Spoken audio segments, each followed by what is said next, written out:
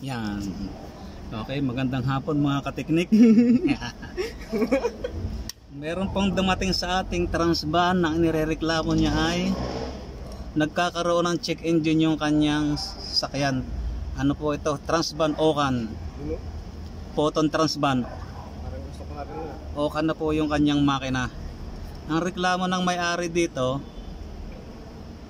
pag daw nanakbo yung sasakyan niya, maghapon niyang ginamit, tapos pag matapos niyang gamitin, paparada niya, kinabukasan meron siyang check engine, lumalabas yung check engine, pero wala namang siya nararamdaman siguro na takbo, kasi nirereklamo lang niya ay yung nalabas yung check engine. Ngayon po ay i-scan natin siya para malaman natin kung bakit lumalabas yung kanyang check engine. Ay, scan natin siya.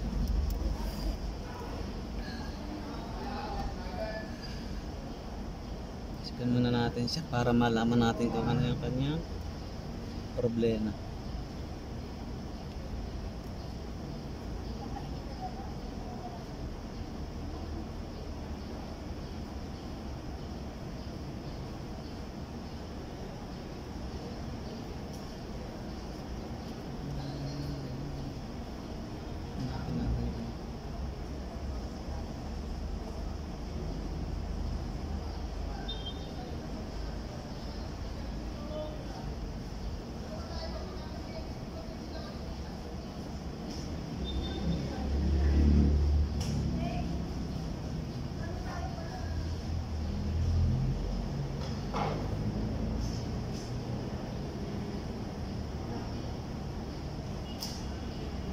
Oh.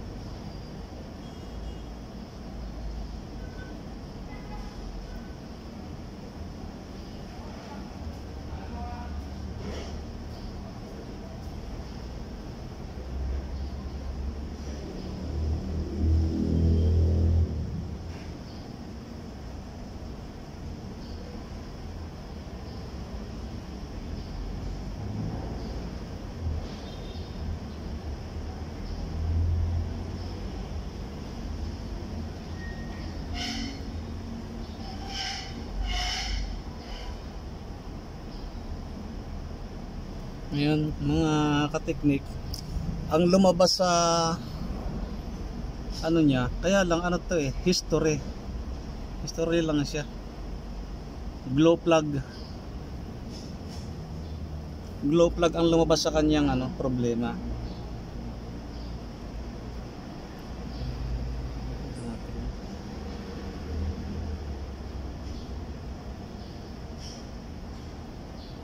I-save natin para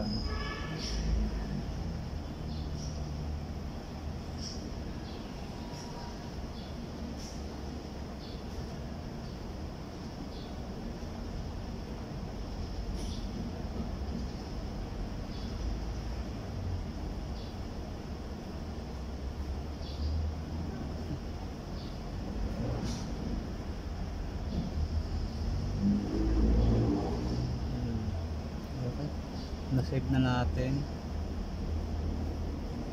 Ngayon, glow plug ang kanyang naging problema, lumalabas sa kanyang trouble code. Yung subukan natin i-erase kung mai-erase natin yung check engine.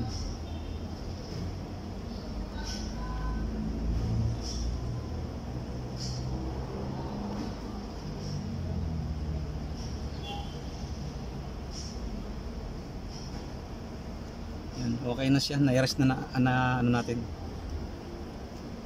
System is normal na nakalagay dito, no error was found. Yan, subukan natin siyang i-start kung nawala na yung kanyang check engine.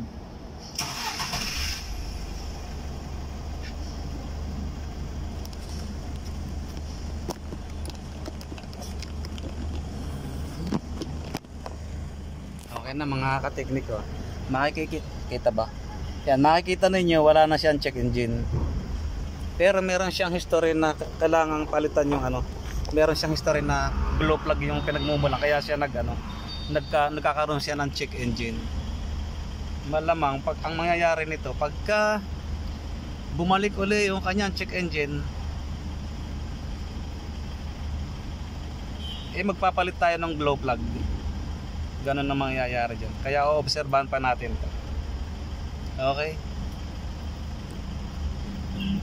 hanggang dito lang muna ang ating video mga kateknik.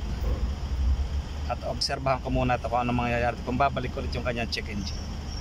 Okay, see you.